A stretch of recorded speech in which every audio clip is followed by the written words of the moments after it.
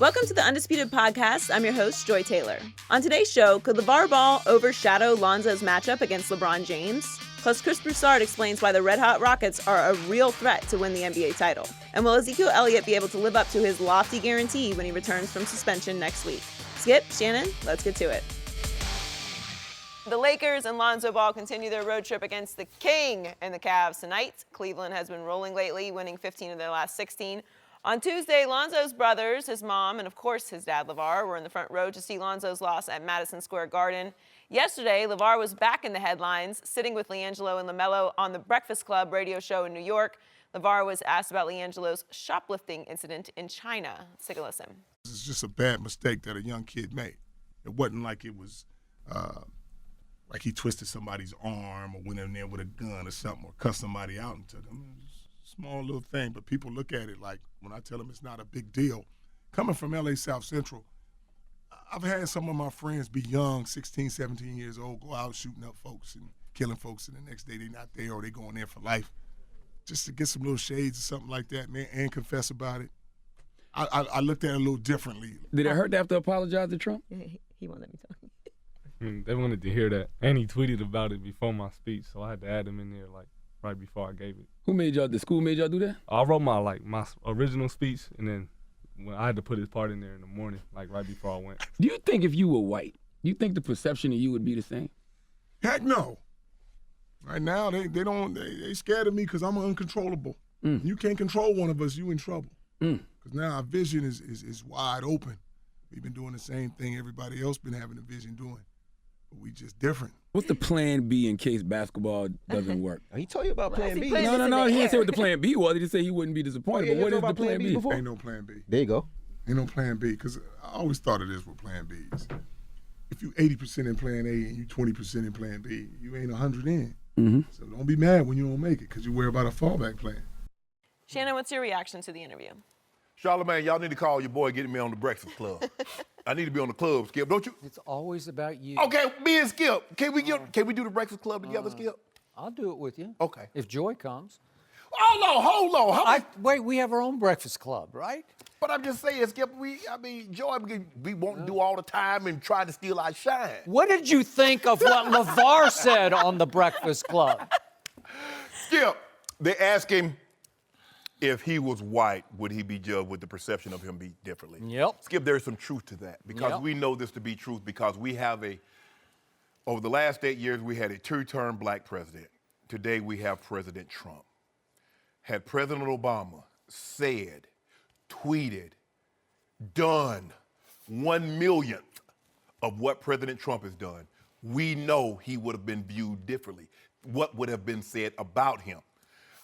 Look at it. Now, Kris Jenner did get blowbacks because people thought she was exploiting her daughters. Richard Williams did get some blowback because people like, look at him. He's standing up in front of the cameras, he's dancing, he's doing all this. Earl Woods, not so much. He stood in the backgrounds. Tiger did what he did. Everybody was happy. Tiger built his brand. Venus and Serena built their brands. They did it. Earl had a whole lot to say early on, but Tiger was backing up every last word of it. Correct. And Tiger and Earl could have easily said, well, I got a prodigy. You're not going to school. I'm going to homeschool you. He went to Stanford just in case, plan B is always a good option. Skip, every time I listen to Lavar talk, and I like Lavar, I actually like him a lot, he still will not accept responsibility, or he does not want his kid to accept responsibility for what he's done. He said, I look at it differently. You know why, Lavar? Because it's your kid.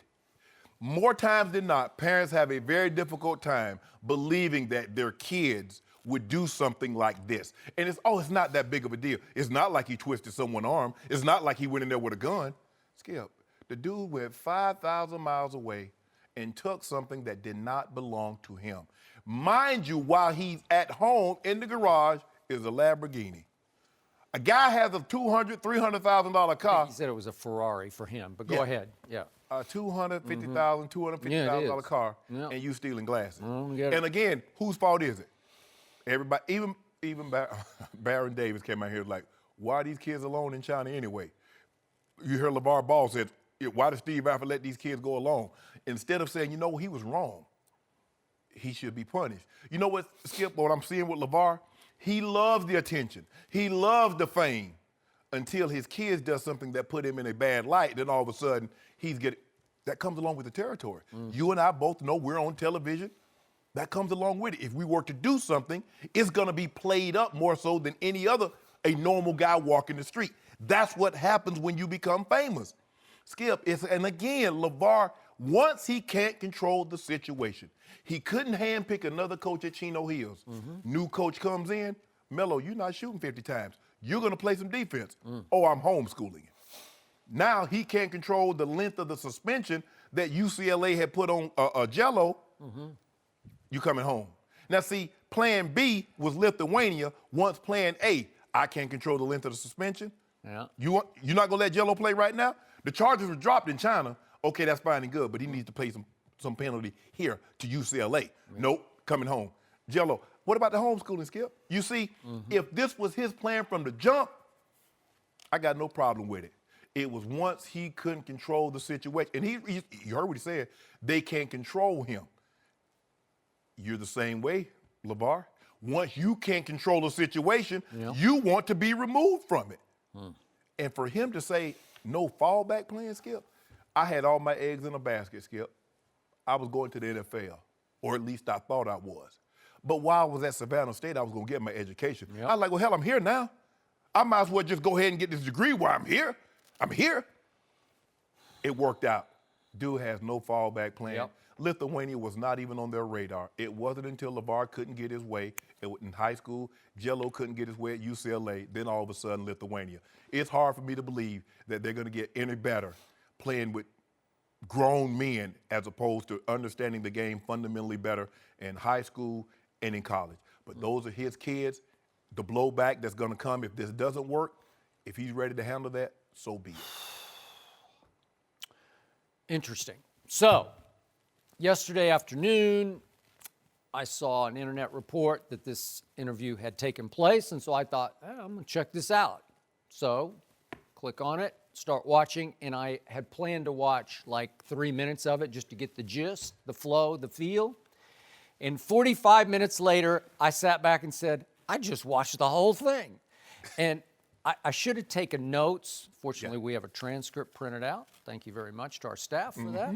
But I was going to take notes, and then I lost myself and listened to LaVar, and I forgot to take notes because I was enthralled. I was entertained. I was taken by everything he said. I hung on his every word because I got to tell you, Lavar Ball is really, really good on television. He's not just pretty good, he's great on television. He has become a legitimate TV star where you can't turn it off. I don't know if you started watching. I just got lost in it. And it made me wonder if in the big picture, is he a big enough star? Let's just do the negative hypothetical. What if all three sons ultimately fail at the pro level? Could LaVar be a big enough star already to keep on keeping on? Could LaVar become his own brand? I don't know what he'd be. He'd just be like a Kardashian celebrity. You know, we always see the various Paris Hiltons and whoever. You know, they just become famous because they're famous. Could LaVar become famous just by being famous? If that's going to be the case, the base have to like you. Yep. How much of the base like LaVar? Yeah. Could he become like a political commentator or just somebody you listen to because you want to hear it? He could have his own radio show. He could be the Breakfast Club. I don't know. I mean, is it possible? Yeah, it is, because he has star power. What concerns me is some of it gets to be caricature star power, where he starts to play it's LaVar playing LaVar. Right. And so they would ask some leading questions and he would just go with it because that's what LaVar is supposed to say. So there's some shtick involved in it. You think about it, Skip. We've been talking, you've been talking, and not yet one time have you mentioned the son. Haven't. It's still LaVar, and that's what Well, it was very interesting because all three on the Breakfast Club kept trying to get the two sons involved. They would softball them, you know, like, here, how about this? How about this? LeAngelo, LaMelo, LeAngelo. And they're looking at LaVar like, Should I say this or should you? Well, first of all, LaMelo, he's 16. Yeah. He was there. His mind was somewhere else. Maybe he was chasing butterflies. Maybe he was in the gym shooting hoops. What was the body language? Slump back in the chair like this, like, I don't want to do this. Yes. You know, I don't want to be here. Yes. But a couple of times, he had little bursts of, that kid's got some fire to him. You know, like he is full of himself. And maybe he's got that spark, that drive, that fire, whatever it is. Sometimes I'm still wondering, does Lonzo have that, like we said, that dog in him, whatever that thing is? I think the young one might have it in him. Yes. But now, is he going to be on the right path to get to the NBA through Lithuania? I don't know. So, back to your point. Lavar is so conflicting in his philosophies and his statements that he went into this long explanation of how hard they were on their sons coming up. We demanded the W's. We didn't let them off easy. And he, once again, took a shot at the Lakers. They don't understand my son. You can't coach him soft. You can't tell him, this is hard. This is the hardest position, the point guard position, to make it in the NBA, to transition into pro basketball. Don't tell him that. Tell him that he must do this, or, you know, it's Lavar being Lavar. But the point is, they're so tough on their sons, and then to your point, you're going to let LiAngelo off the hook? That's no big deal. You wasn't tough enough. Because I tell you what. Now, my grandfather and grandmother was tough on their kids, and they were raising us tough. I would have never in a million years took myself in any store and stole anything because I know there was going to be hell to pay with Mary. Hell to pay. And apparently LiAngelo has no hell to pay with Lavar because he's just saying, it's no big deal. He's saying Lonzo made his mistake. I don't know exactly what it was. He's just saying some kid mistake. And I ain't want to jump in. Yeah. I ain't want to jump on it. Right. And LaMelo's already made his kid mistake. And so LiAngelo, he was due. He was due to make his kid mistake. He stole sunglasses in China. What are you doing? It should be up to you to punish him. Exactly. And now he blames UCLA for extended punishment, like he's just on hold. Right. And yet, what did you do to the kid? Apparently nothing. You just tried to get him off the hook as fast as you could. Exactly. And I don't know whether President Trump had anything to do with it, but then LiAngelo said that the school, that maybe not forced him, but asked him to include a thank you to President Trump in his speech that he had not written in. And at the last second before they went on TV, LiAngelo said, I sort of gave in to the school and did it. Okay. But it shows no remorse, no contrition at all for what you did in China. We got boots. Lavar said we had boots on the ground. Yeah. Why you need boots on the ground if your son keep his hands in his pockets? You don't need boots on the ground. You don't have to worry about apology. You don't have to worry about somebody trying to come to your rescue when they've done nothing. If your son would have took his butt to these and walked, some of these kids will probably never get another opportunity to go to China. So UCLA says, you know what? We're not just going to practice and come back to the hotel. We're going to give you guys an hour. Go as a group. See a little bit of the city. I can assure you Steve Alford didn't tell him, y'all go shoplift, get what you can in your pockets and come on back. Well, he did say you can't go out single, right, by yourselves. You have to be in a group. Yeah. Okay. I don't know. Should he have chaperoned? Should he have held their hands through the stores? I want you guys to go as a group, but don't steal anything. I thought that would have been understood. You would think so. But I forget, they only 18. 18-year-olds don't know right from wrong. And where Lavar started losing me, we had him on the show a couple times early on. And then I did a Facebook Live with him after one of the shows. And I asked him about Lonzo's awful performance that night in that NCAA game in Memphis. Remember, the mother had just had a stroke. Correct. And so neither Lavar nor the other two sons could attend the NCAA game in Memphis. Correct. So Lonzo, again, he seems very dependent on his family, so he's alone, and De'Aaron Fox made him feel real alone because he torched him. He cooked him. And so Lavar tells me on the Facebook Live, Lonzo pulled his hamstring.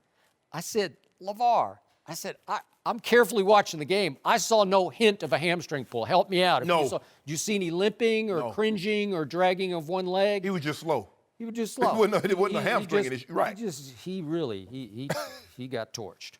So that was the first time that I saw Lavar. That's not being tough on Lonzo. That's not saying take your medicine and learn from it. Right.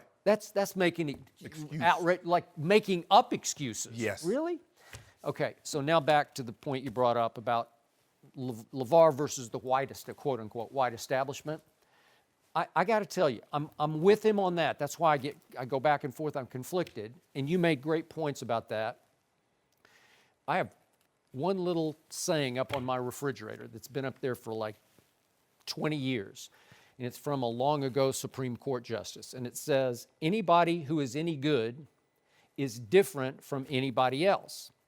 I still hold some respect for Lavar because he is being shockingly different from anybody before him. Right. He is blazing a new trail. Is he doing it for Lavar or for the Suns or for everybody? All in the family, Ball in the family? Mm-hmm. I'm not sure about that. But I do still respect and admire him because he makes a point. He scares them, whoever they are, right? Because he's shattering the mold. And you know me, man. I love that. Right. I mean, I respect that. Yes. And I think he is winning that part of the game, maybe at his son's expense. Skip, look, we understand because we see quarterbacks do things they looked at differently than, say, a Cam Newton or a receiver doing the exact same actions. But at the end of the day, while we are viewed differently in some lights, you need them to gain appeal. Denzel could not be as big as he is with just black people seeing his movies. Neither could Samuel L. Jackson, Will Smith, all these rappers, the Jay-Z, the Lil Wayne. Yeah, I know. White people. So there is some truth to that. Yep. But there is some that is in Lavar's corner. Mm-hmm. My problem is it just seems like this is about Lavar. And it just so happens that the kids are they're tag along because it's like Lavar. It's all Lavar. Well, this is what I plan. This is what I see. Okay, what about them? This is your dream. Mm-hmm. This is what you want to be. What do they want? Yep. Well, do they get a say in the matter? What if they say, you know what, Dad, I don't want to wear baller brand, big baller. Mm-hmm. I want to wear Adidas. I want to wear Nikes. I want to wear Puma. Do they get a say in the matter? Well, he basically said in the interview, yeah, they can have a say, but if they choose to go on their own path, good luck to them, and don't come crying back to me. What? It's almost like intimidating. Yes. Don't do that. You better not do that. Skip, as a parent. Yeah. As a parent, your kids are going to, you were a kid, you were a child once, and you didn't listen to everything your parents or grandparents said. But I'm not going to be in a situation, and I was fairly difficult with my kids. But if something goes wrong, I'm not going to see, I told you, no, figure it out yourself. I'm like, okay, this is what happened. This is why it happened. Mm-hmm. Okay, let's regroup. But to say, they can do that. They wear Nike. But if Nike somehow terminates the contract or this goes wrong, what you want me for now? Mm-hmm. That's not the way you parent.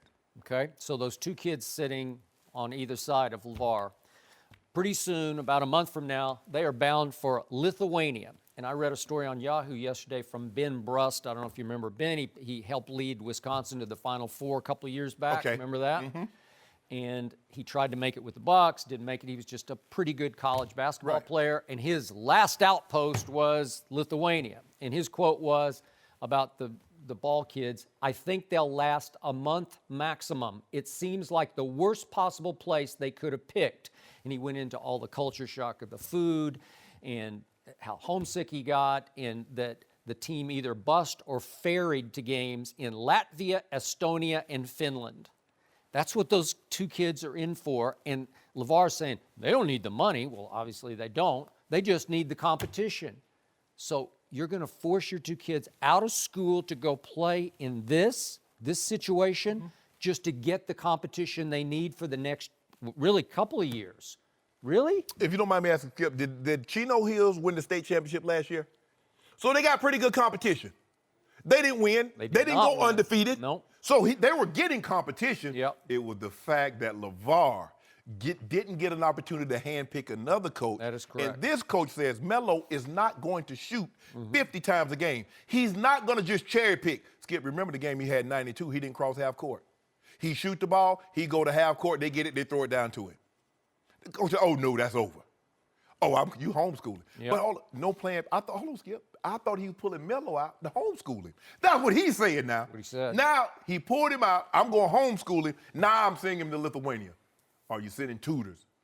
I mean, are we going to get So we don't care. So we just want him to have a 16-year-old, a sophomore high school. In 2018, you think a sophomore high school education is going to be good enough for your son? Yep. So the eldest son is the one I feel the most for. Again, you and I go back and forth about how good he's going to be, but I do feel sorry for him. Just right now, he's 27 games into his rookie year. He's going to play on TNT, national TV tonight at the King's Palace, at LeBron James versus a LeBron who obviously has some respect for Lonzo, but also wants to make sure he teaches Lonzo an early lesson on national TV. Right. I'm going to guess that LeVar manages to wind up in Cleveland tonight and gets on TV. Maybe the two younger sons will be with him. I just think he'll figure it out how to be there. Of course. Doesn't seem to have anything else going on right now. And the pressure on that kid, you always talk about expectations, are just through the roof of that arena in Cleveland, Ohio for this 19-year-old. Right. Really? Wow, 20-year-old. Would you have?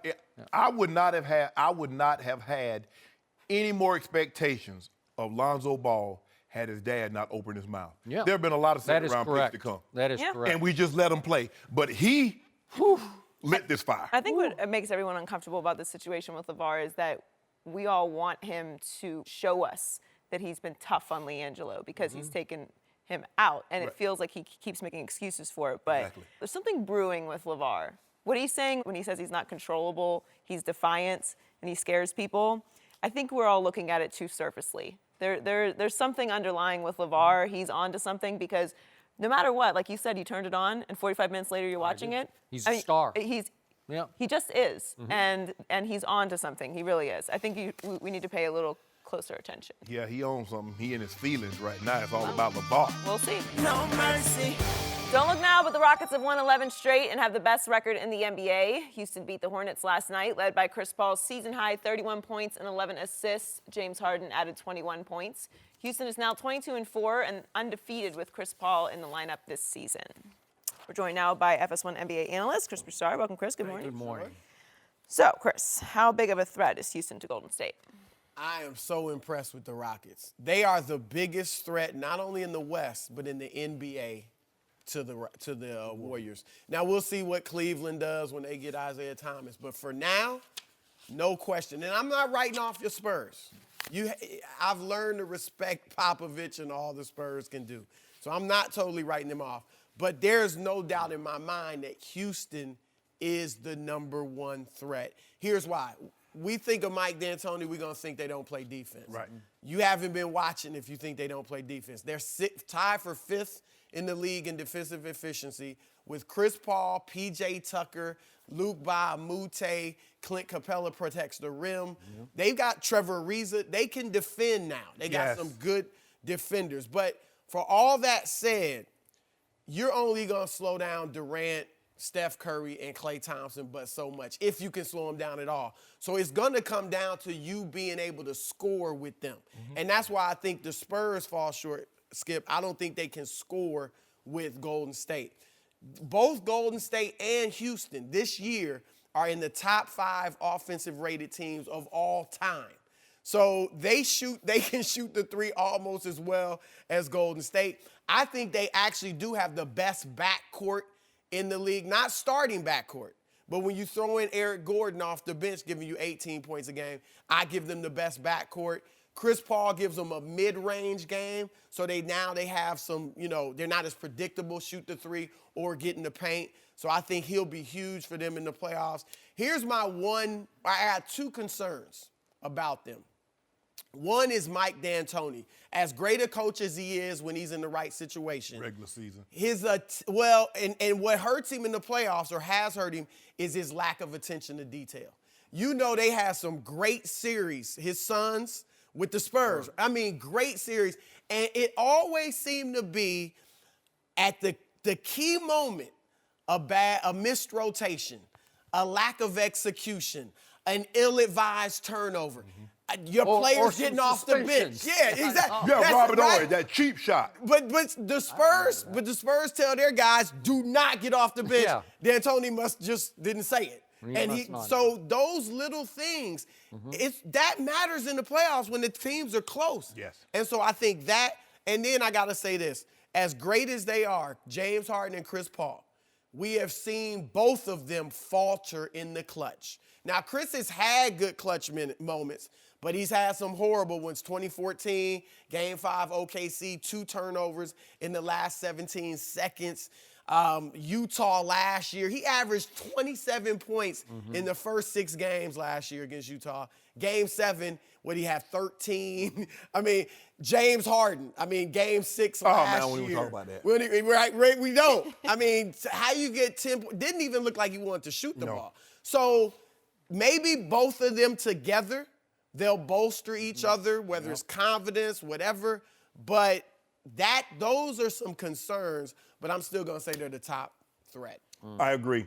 And the thing that makes them tough, what happens is that for most teams, when your starting point guard goes out, who can initiate offense? Well, Chris Paul or James Harden will always be on the floor. One of those guys will always be on the floor. So they will never be in a situation have to worrying about who's going to initiate the offense.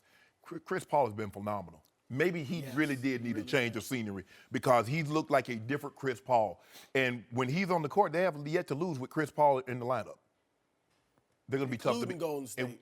And the thing is, Skip, is that now they can throw Ariza, they can throw Tucker, they can throw Mbah Moute, they can throw multiple bodies at Kevin Durant, not just Ariza. So I love what they do offensively, second-ranked efficiency, 6th in defense, 3-point shooting. We know they're going to get about 40 up a game. All they're hoping to do is hit 15 or 16 of them, and they're going to be good. They're good at the free throw line, Skip. They get 82% of the defensive rebounds. You don't think, because really you only think about Capella, but James Harden, and then you got the 2 and the 3 assist people in the NBA on the same team. I don't know if that's ever been done, and we might not ever see it again. They're the biggest threat. The question, hey, the Warriors might be the biggest threat to the Rockets while you bumping them, Skip Bayless, but we're not even talking about the Spurs because they not going to do nothing. And you gonna like it. You writing the Spurs off, that's... It's so dangerous, but I love it. That is because tough. you're going to have to eat those words, too. So did I just hear you pick the Rockets to win the West like you've leaped over onto that bandwagon? Because I think you just did. I think that's just what you said. I said maybe said, the Warriors are the biggest threat so wouldn't that to the indicate Rockets. that It's close. the Rockets are now the front Give runner? him a few weeks. Okay. But you know, got a guy in the Eastern Conference. No, yeah. I'm sure they're all cowards. But you probably hope, if you're a Cavs fan, you hope it's Houston. The way Bron played right now, Better shot against Houston. bring Larry Bird and Michael Jordan back the way Bron played and put him on the Warriors. Yeah, right. So I want to Calm down. I want to congratulate my friend Chris Broussard because he went all around the bush and he came around to the bottom line to this discussion, which is the truth is, as much as I love to watch both of these players in the regular season, James Harden and Chris Paul, despite the fact that James Harden is putting up numbers right now that have never been put up before, 3-point step back numbers, it's just mind-blowing what he is doing so far. We're not yet to even Christmas. But despite all that, neither of these players have ever shown championship mettle in the clutch in the playoffs. Neither one of them. I'm sorry, and I'm not trying to disrespect they're great players. They are great players. But James Harden, as a starter, because he wasn't a starter in Oklahoma City, but in Houston, his playoff record is 20-25. In CP3, and I used to call him CP0 because 0 rings, but again, I love what he's done so far, and I get your stats, and I watched last night. He wasn't good. He was great last night. He is 33-43 in the postseason. And both players have had huge flameouts, and it started with James all the way back with the Baby Thunder when they went to Miami for games 3 and 4. Remember, he was APB out on James Harden in games 3 and 4. And again, they were just kids playing against a grown man in LeBron, and LeBron broke through, God bless, and he won his first title against Kevin Durant. And where was James Harden? And then Russell Westbrook had one disastrous first half in game 3 in Miami. But the point is, again and again, James Harden has had these flameouts where you say, what was that? When they lost in the conference finals in 5 games, remember the closeout game, he just disappeared in the closeout. It went 2 for 11. And then 12. You don't want to hear about game 6 last year, but that was horrendous. That's at home. He was all-time bad. That was at home, and you shoot 2 for 11, and you lose 114-75 on your home floor when you could force a game 7 back in San Antonio. Right. And then Chris Paul, he had one moment in the sun against my Spurs. When, remember, on the final regular season night of the season, the Spurs go to New Orleans and blow a game that dropped them from the 2 seed to the 6 seed, and they wound up having to play Game 7 of Round 1 at Staples. And Chris Paul was sensational because he looked like he'd pulled his hamstring, and he came back in and made the shot of shots over Tim Duncan to win it. And what did they proceed to do? Chris couldn't play the first 2 games because of his pulled hamstring against James Harden's Rockets. They still won. They go up 3 games to 1, and they blow it. With Chris Paul, you can't blow that. And then James Harden sort of benefits from that. And then, but both of them, to your point, maybe if you combine your strengths, you can cancel each other's weakness in the end, in the postseason, because I'm not sure they're made of that stuff. Whatever that stuff is that you have to go win a championship or carry a team to a championship, I just discount all these numbers. As sensational as they are, I don't believe them yet. Well, last year with Harden, it's one thing if you're just missing shots. That can happen to anybody. Right. Harden looked like he just didn't want to be there. Yeah. It was he just, like it was mental. Was he hurt? Like he was, I don't think he was hurt. I just think he just froze up or something. So we'll see, like you said, if Chris's presence can give him confidence or whatever it is he needs. And vice You're right. versa. That's the one thing. Yeah, Chris, I don't know if I would say he froze up in these moments, but he hasn't delivered for whatever reason. Okay, and I'm going to give hasn't Chris delivered. this excuse. He's 6 feet tall. And sometimes in big playoff moments, you're a victim of your stature. You're just not big enough to go create a shot. Yeah. Although Doc used to just scream at Chris, just shoot it. Because sometimes when he goes selfish, when he needs to do that more. Early on when he was in New Orleans, trust me on this because I was close to these Spurs teams, when they had to deal with Chris Paul, he was a force of nature in New Orleans where they were afraid of him because he didn't have dog, he had bulldog in him. They were afraid that they just couldn't control him and contain him. There were some in the Clippers organization that felt when Westbrook, remember that game, 2 turnovers last 17 minutes, they felt like 17 seconds. Yeah. Westbrook's athleticism over the course of a series just got to him. It was just too much. Now, he won't face that against Golden State or San Antonio, so we'll see if that makes a difference. So I'm here to tell you the Spurs are going to win Spurs the West. Ain't gonna do nothing. They're going to win the West. No, they're not. And it's going to come down to They Spurs won't versus play in the conference it'll be Spurs versus Houston in round 2 in the semifinals, and they will find a way to figure out how to stop Put something all on this. it. Yeah. Put something on it. It happened last year. Put something. I ain't talking about last year. I'll put my pride on it because they're going to win. They're up 23 in the third quarter of Game 1 at Golden State in the conference finals. You're not that prideful. What would have happened? What would have happened if Zaza Pachulia shot doesn't happen? We're having a different conversation because the Spurs would be the defending champs. No, they didn't race you. They would. Y'all down. Yes, they would. They didn't walk you down. Huh? There's no. Walk them down. Y'all had a 22-point lead. You had a 22-point lead at your place, and they beat you by 10. Okay, do you remember what happened on opening night a year ago at Golden State? Yeah, gave y'all false hope. False hope. Yep. They blew them out by, what was it, That like was by 30? opening night. That Opening was night. the first game with Kevin Durant. Okay, but Kevin, they okay, weren't comfortable. And then what happened? They love playing in that arena. They love Oracle. If the Spurs get past Houston, there's no way they beat Golden State. There's a big way. And they're No going to way. probably, right now, they would play Golden State in the second round. Right now, but it's going to switch. You because, think Golden State's going to get the top seed? Well, Golden State will I think they'll Houston's track gonna get it. down Houston. I think Houston will get it. Don't worry. We ain't worried about that. We sitting pretty over. We fat cats over here in the Yeah, East. we'll take them as they come. Whoever, if it's Golden State first, we got to deal with. We'll deal with it. Y'all ain't gonna deal with So nothing. who do you have in the West, Shannon?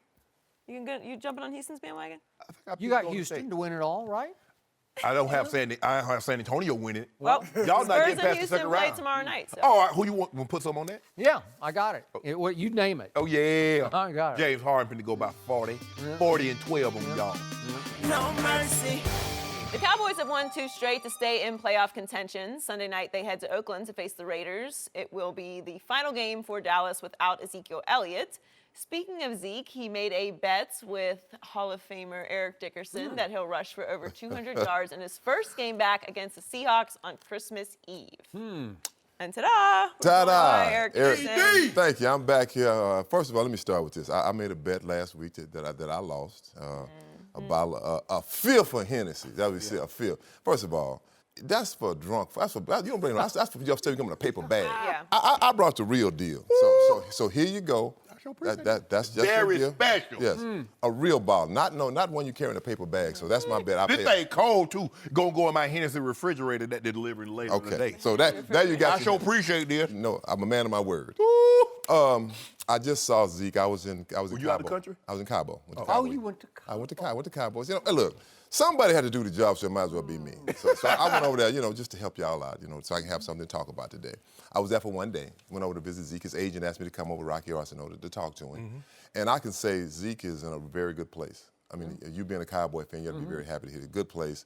I always thought he was a good young man, really. When I first met him, you know, all of us when you're young, you got that kind of the edge chip on your shoulder. But right now, talking to him, and I told him, first thing I told him, I said, what do you want to do? He said, I want to come back and play football. You know, I want to do what I do best, and that's play football. And he's excited about coming back. He looks very, very good. He don't look chubby, Skip, so he's been working out. I worked out with him a little bit, and I got something for you, too. But, you know, I think he's ready. But we made a bet. So I said, so when you come back, what do you expect of yourself?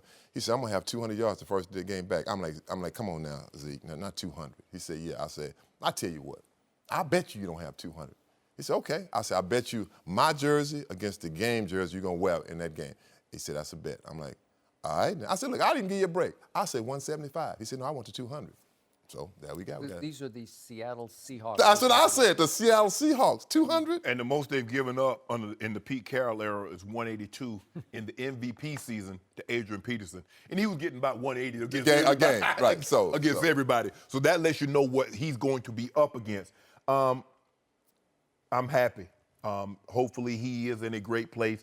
But it's hard for me to believe that a guy can just walk in. Because basically he's walking off the street. It's like opening day. How many guys have gone for 200 yards opening day in an NFL season? After missing 6 weeks, that's what he's done. He hasn't played football. You can train, run on the beach, and lift all them weights and squat and pull sleds all you want to. But ain't none of them football players. Ain't nothing like playing football like playing football. I know. Although he will be fresh. You got to give him that. Yeah, He will be The only fresh. thing I want fresh is fruit. I don't want my player. I want him to be in game condition. I want my running back fresh, though. Yeah, But he gonna be fresh for what? What he be fresh for, Skip? Y'all going home in 3 weeks. Y'all going home. That's what you're doing. So he gonna be fresh for what? Did we get that on tape? Yeah, you're going home. You're going home. I hope he's in a good place. I want him to come back and run the ball exceptionally well, and hopefully we will not have any other incidents. Nobody can railroad him or what he feels he was wrong. Hopefully he learned a valuable lesson through this, Skip, and moving forward, the only talking about one Ezekiel Elliott we're going to do is going to be football related, Cowboy related on the field. Nothing off. I'm happy for him. Hopefully he's in that spot that you're telling us about. Yeah, I mean, I think he really is. I mean, when I say that, and I'm not just saying it, you know, one thing I stressed him, I said, look, Zeke, you have an owner that cares about his players. He does. And he agreed with that. He said, no, I said, if you play with one of these owners that don't care about their players, you will see the difference. I said, you know, you and Dak, y'all play well together. Y'all need each other. And he understood that. I mean, one thing I do like about him, he loves football. When you talk about he loves playing football, you know, he's passionate about the sport. And this has humbled him. You can just tell. It humbled him. I mean, so I wanted to go to Cabo too, Rock. Hey, Rock, I'm telling don't call my phone. Don't text me. Don't when write. When you do go to, you like massages and all that kind of stuff, the Diamante Resort, go there. I mean, it's beautiful. It's beautiful. I'm going. I got to say. So I got to say, this was a good sign that agent called you. I have a lot of respect for you and your wisdom in the position. You've mentored a lot of backs who've come after you, and you're one of those great backs. I think you're the best back ever. That's just me. Thank you. But I do believe that there are other backs who don't really like to give up what they learn. Some don't have much to give up. Some players don't like doing that, Skip. I know. I got it. Some running backs were just so gifted, they don't really get it. They just sort of ran to daylight. But you have a sense and a feel on and off the field. So I'm happy that agent said, you come down here and talk to my guy. And it sounds like that guy was receptive because, I don't know, is he playing a part? Is he saying and doing the right things? I don't think he had to do what you did with him. Like, I think he was open. It sounds like he was open to what you talked about, right? Very, very open. I mean, you know when you talk to someone and they're talking to you with that, like. Exactly. Like, yeah, no, he was like, like yes, I totally get it. I understand. I mean, the body language, body language tells you a lot.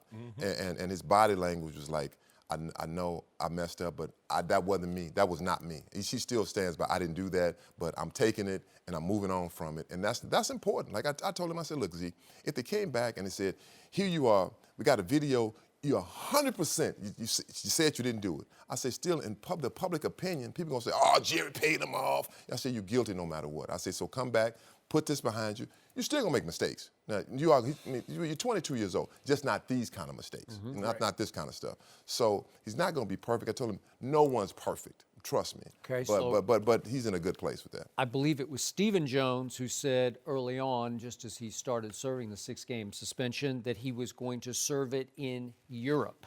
That's what got out there. And it made me wonder, does Zeke need to go someplace to sort of dry out a little bit, to go through some sort of rehab for 6 weeks, to deal with issues with alcohol or whatever?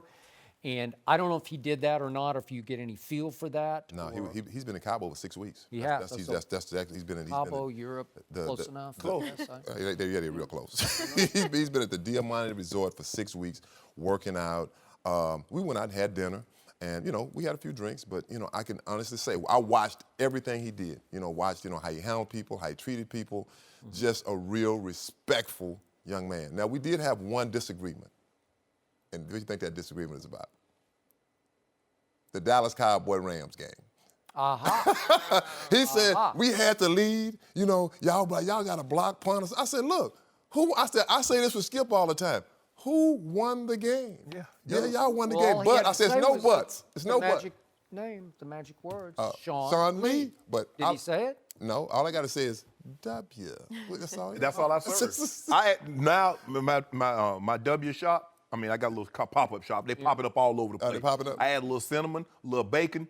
They flying off the shelf. Really? Them hot dubs in Philly, they selling out. So it's not exactly a health food restaurant. No, it's hot dub. They want them. And they got Hennessy on the side. Yeah. Your team, I tried to open one up in Dallas. Yeah. Couldn't get a permit. They already know. Yeah. Well, my team was ahead at halftime of that game, 24 Oh, here we to go 16. with this. My team scored 24 first-half points on the Rams and just couldn't stem the tide in the second half because Sean Lee would have stopped Todd Gurley, especially on the little pass and run for whatever it was, 75 Skip, yards. pro sports, this is how it works, and like in team sports, there's not a quota on the amount of points you can score.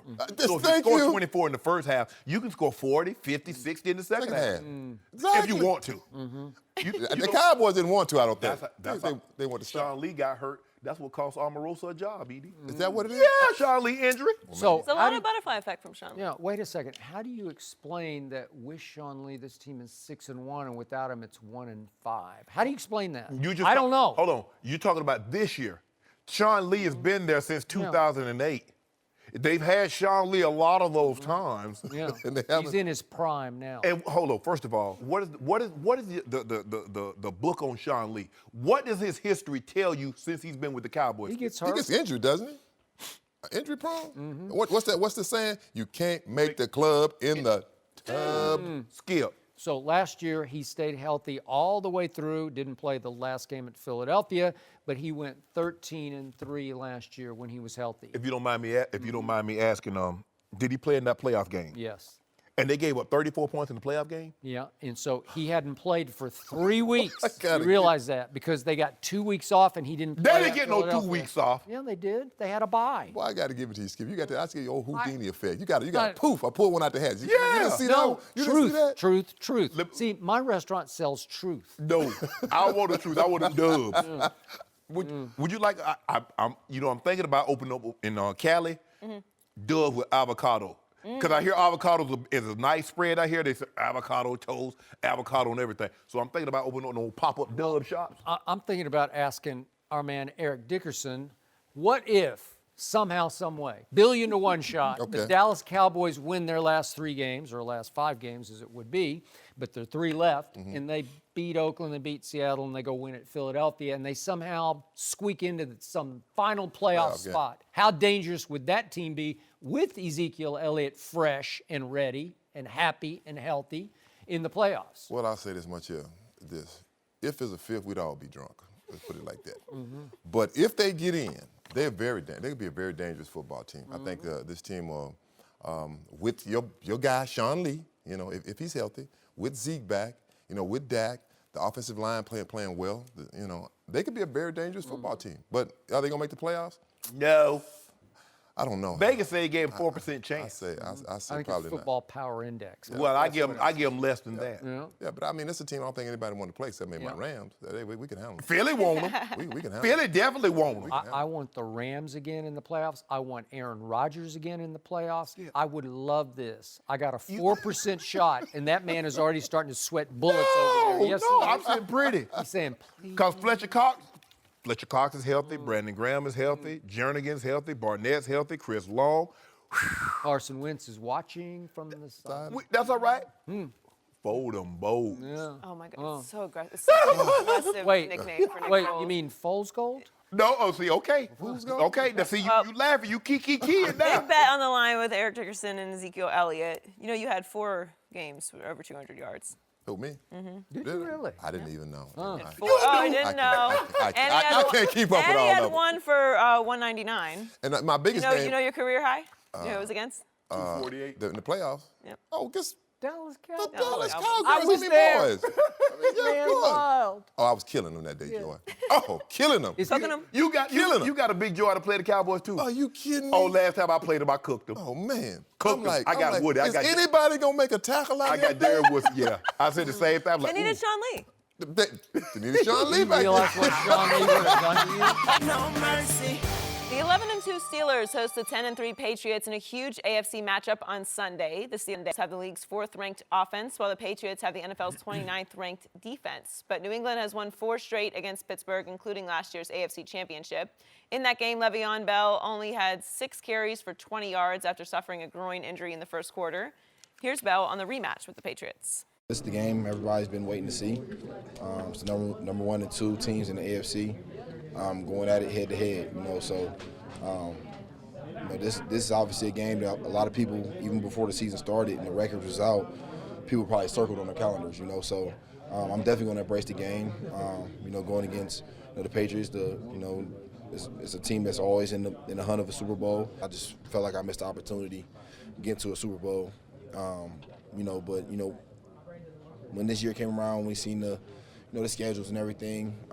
I knew I had another opportunity, Lord, if I was being healthy and playing the Patriots again. So it's good opportunities here. We'll go out there and do what I can. Shannon, how important is this game for Le'Veon? It's very important, and yeah, Le'Veon, we wanted to see this game if you guys don't lay an egg like you did in the AFC Championship game. Remember that?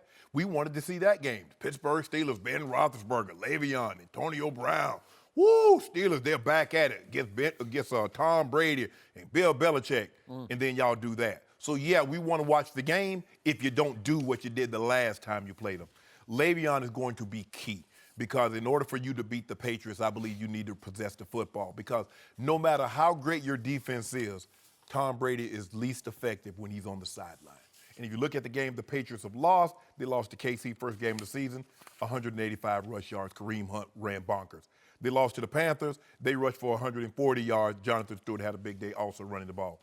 And Monday night, Kenyon Drake, we saw what he did. So you need to possess the ball to keep Tom Brady on the sideline.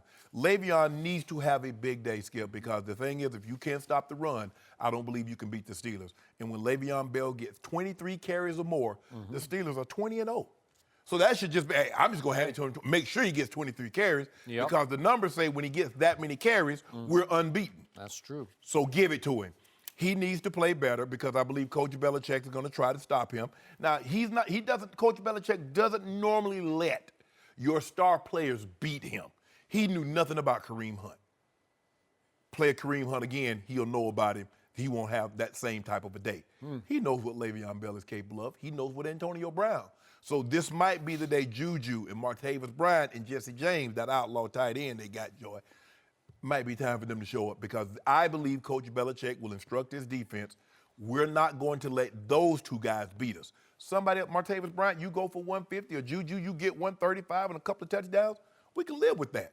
But Le'Veon Bell and Antonio Brown will not beat this team. Le'Veon, you say you want another chance, this is going to go a long way because you say you worth $12, $13 million at running back. You going to put that thing on New England. I think Mr. Rooney is going to want to go and give you that paper. So, Mr. Sharpe. Yes.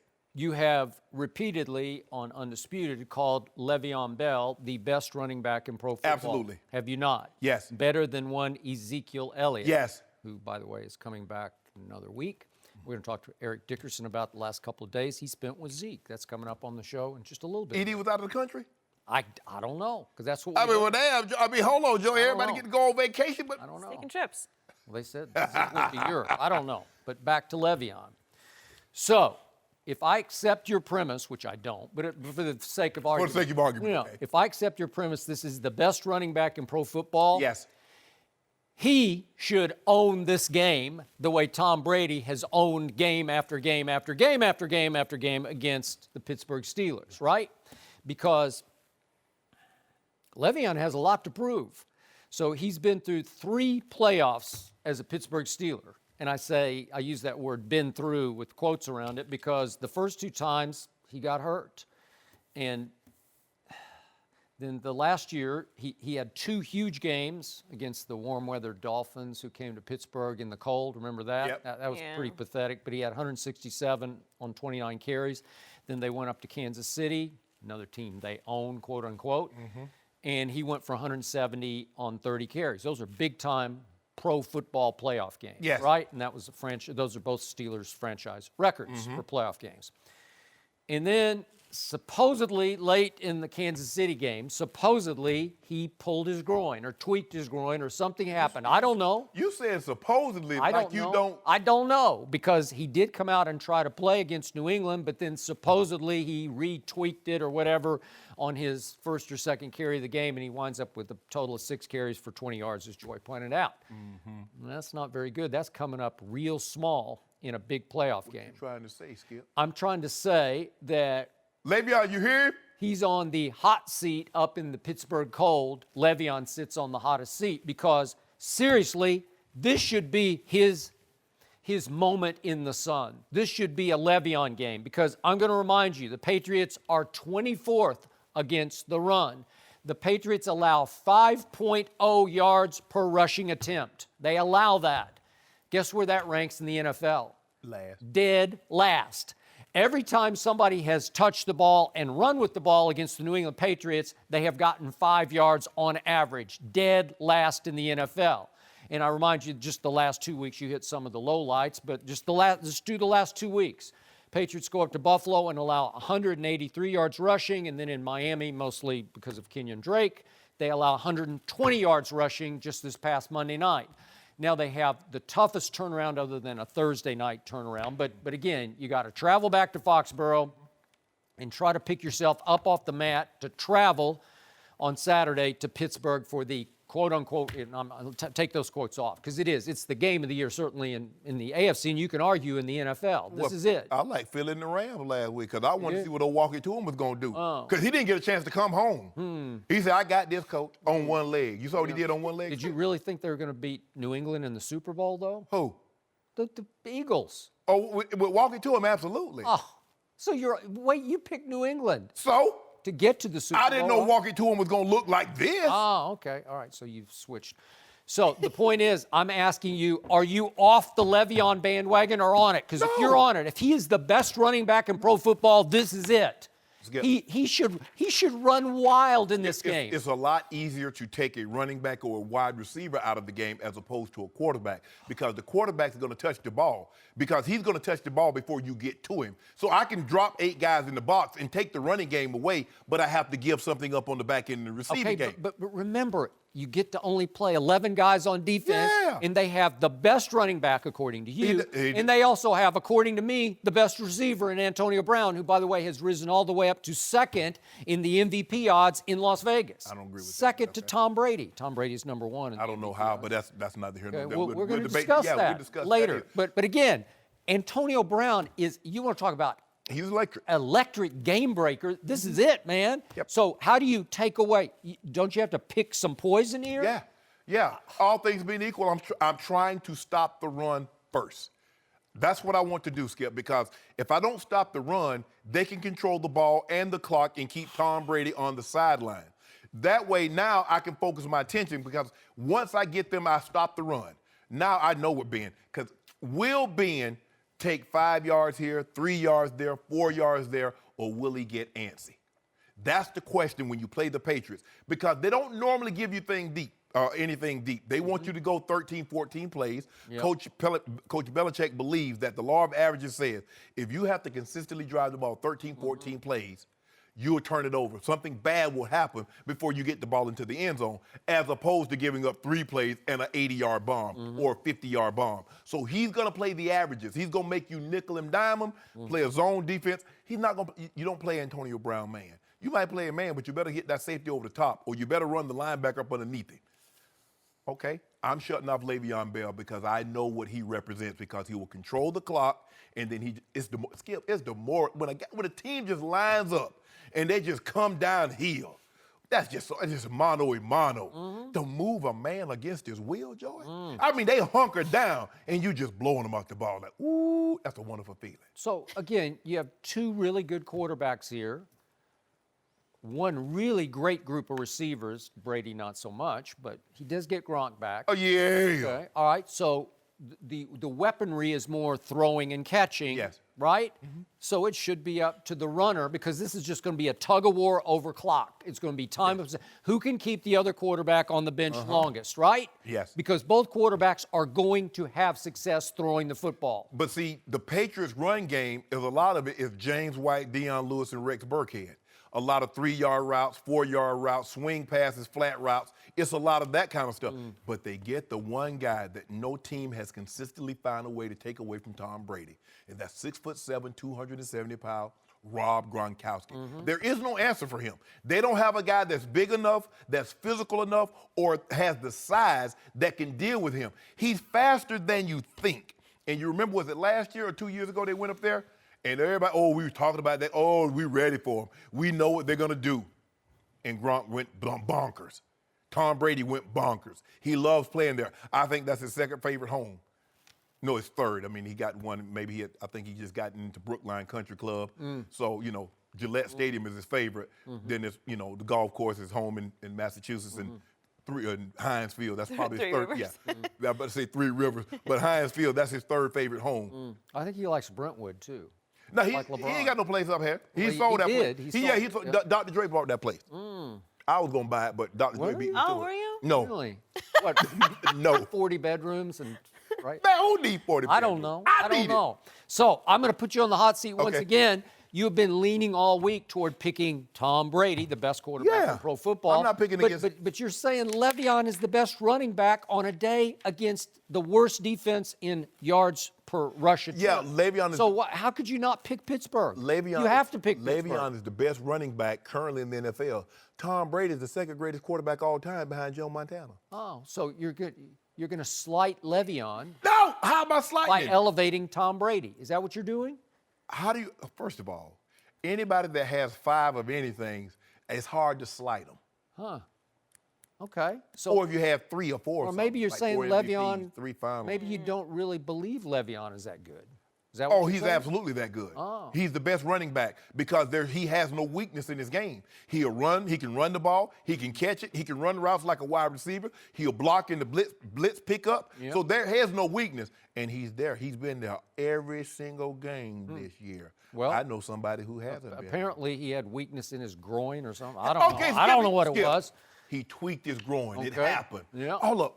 Yeah. You remember last year when you started questioning Le'Veon, he had to drop them bars. You want the man to come out with another bars? track? Well, you know what? He called me shrimp, and that's fine.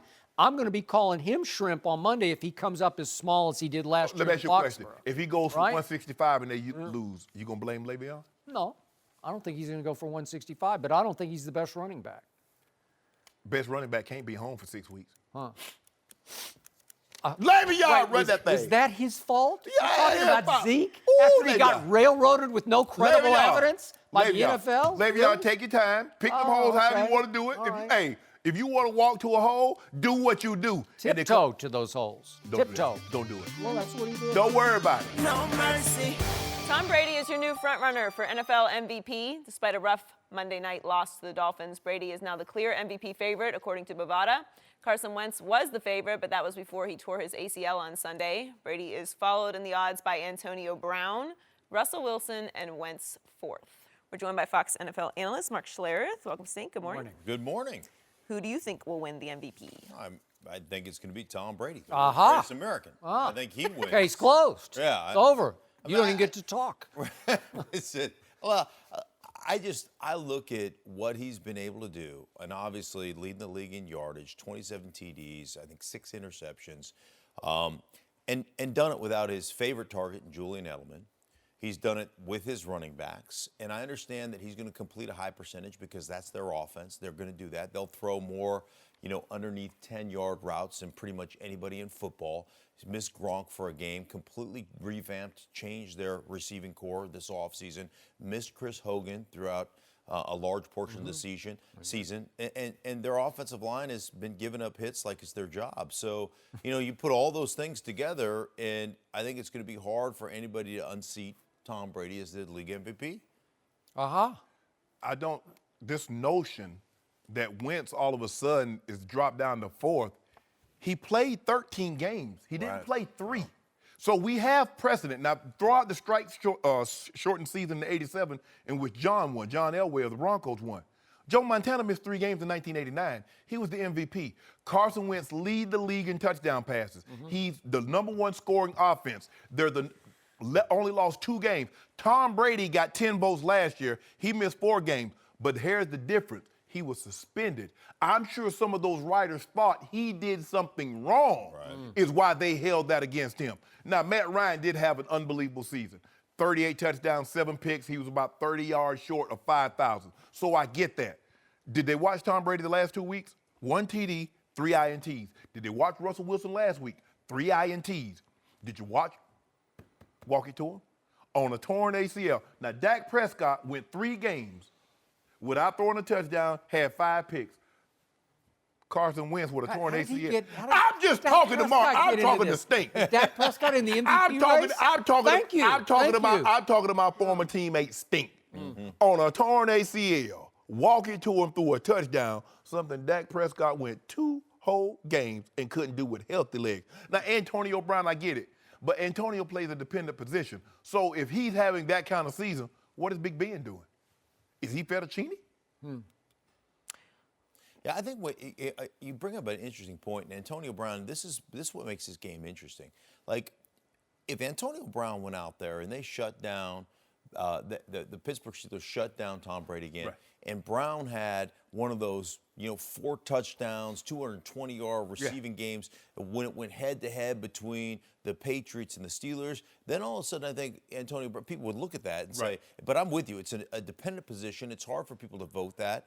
And Wentz, I get it, man. Wentz has been unbelievable. Unbelievable. And I get that. But I just, the way voters are, out of sight, out of mind, he missed the last, he's going to go. He's not going to get back to the playoffs. It's not a 2-week injury where you're going to come back for the playoff run. It is, but he's done. Russell Wilson has missed 6 games. Has lost 6 games. So, week after week after week after week, I had to sit over here on this side of the desk and listen to this man keying over there about, see what Vegas says? Carson Wentz is the front runner for MVP. He's the favorite for MVP. So now you're down on Vegas? So now you're saying the odds don't make any sense? Doesn't. Oh, they're not credible anymore because Carson Wentz plummeted all the way to 4th. What did he do to plummet? 4 touchdowns and 1 INT, and he plummets to 4th. Wow. You have a lame nickname for Carson Wentz. I can't even say it. And now you have a lame argument for MVP because the truth is the NFL season is just now getting started. We have 3 great weeks left with lots of head-to-head matchups. Can you tell me the only team that has already clinched the division title, if you don't mind me asking? Do you have a cold? Yes. No. Eagles. I'm going to sneeze at your argument from across the table because you have to remember Carson Wentz has been able to lean on a top 5 defense the whole year. And I know he lost his left tackle, but Big V does pretty well over there, and he has been protected as well as any quarterback I have watched all year long. And he has the number 2 rushing attack to lean on, and he's had it all year long. And everything's come up roses for that team until he dived for the touchdown the other day late in the game against the Rams. And I'm sorry he got hurt, but he got hurt. And now all these other candidates have opportunities to seize the moment and the momentum in the MVP race. Tom Brady he's coming off a bad game. He started the year with a bad game, finished up to this date with a bad game. But in between, he's been miraculous. You detailed all, with no Edelman and no Hogan for a while, and the offensive line. You have said again and again, he's taken too many hits, right? He's taken years off his career. Why do we give Tom Brady credit for Coach Belichick letting LeGarrette Blount go, letting his running backs go? Why do he get credit for that? Because he should. Well, I mean, but that's just a fact. But hold on. Wentz has LeGarrette. Tom Brady doesn't. He's got Burkhead? Really? Rex Burkhead? That's the way the Patriots wanted to build their offense. They didn't want to no longer run They thought it was Gillislee, and Gillislee is a bust. But Gillislee still is not a power runner. Right. Anytime you look at that, though, you're saying 18 touchdowns. You're talking about production in the red zone with a running back, and you say, let's take that away from Brady, and yet still you're able to win games, and especially the way the season started for them, right? Because the season started, they got waxed in the fourth quarter by Kansas City, and everybody goes, oh, here we go. It's over. The Patriots, you know, and defensively, they couldn't stop anybody in the first 4 or 5 weeks. That is correct. Now, lately, they've done a good job of eliminating the scoring, but teams still run up and down up and down the football field. So I think people look at all those things and say, well, the one thing that's keeping you afloat is Tom Brady. He's the one. What happened guy that does after it they for got waxed on that opening Thursday night? They went to New Orleans, and Tom Brady outgunned Drew Brees in his house by throwing for 447 and 3 touchdowns and no interceptions. And then what happened when he came back home after outgunning Drew Brees? What happened in his house again? You mean when he threw the walk-off pass to beat Deshaun Watson? No, something happened before that. Can you tell the people what happened before that? I don't remember what happened before Cam Newton came to town. Yeah. Did you forget that? That was before that. I think it was actually. So what we've seen here. So let me. Okay. And look at Brady's numbers against Cam Newton. Can he? Cam Newton. Why are we talking about Cam Brady play safety? I don't know. You see what he did? Now Brady has a bad game. It's not Brady's fault. Wentz. Sometimes you can't overcome what you called an historically bad defense. All I'm saying is this. So what happens if Brady put together 2 more bad weeks? Russell Wilson loses another game. They could all, by default, maybe Wentz could win it by default. By default. Ain't no default. Yeah, but Russell Wilson has a chance. He's got big games. He's got the Rams and at Dallas. Yeah. He's got a shot. So 5 games, 5 losses? You will get the MVP to somebody with 5 losses? But you've already predicted that New England is going to win at Pittsburgh because of Tom Brady. That's what you said. No, hold on. And I believe that Tom Brady could play safety because if the opposing quarterback was to try to stare down the safety and got locked on Tom Brady, they get lost in those eyes, and then it was correct. They couldn't complete a hypnotized. pass. So they Mesmerized. could. Mesmerized, he could play safety. Wentz is going to win the MVP. I'm sorry. It happened. He got hurt, and your argument got wounded. I just want to know who is the only team that has clinched their division. What quarterback leads the NFL in touchdown passes? What quarterback? You know how they clinched is because the team you picked, the Giants, are now, what, 2-12 or And the whatever team they that you picked is what, 7-6? Yeah, Okay. because Sean Lee got hurt and Zeke got suspended. Well, I didn't see that coming. Look here. You get excuses or results. Now, excuses, you go broke. You without a job. Results, live in a nice home, drive a nice car. One result for you. He got hurt. I'm sorry. It's over. It's out. You're done. 33-7. You're done. Your guy got you lost. 26 You jumped and 5. on the wrong bandwagon. It blew a tire. Bring it home. You got to jump on another bandwagon. donut Who do you on it. like? Russell Wilson? Nope. Maybe you could Wentz. go back to your Wentz. first Super Bowl pick, Wentz. Seattle. Wentz.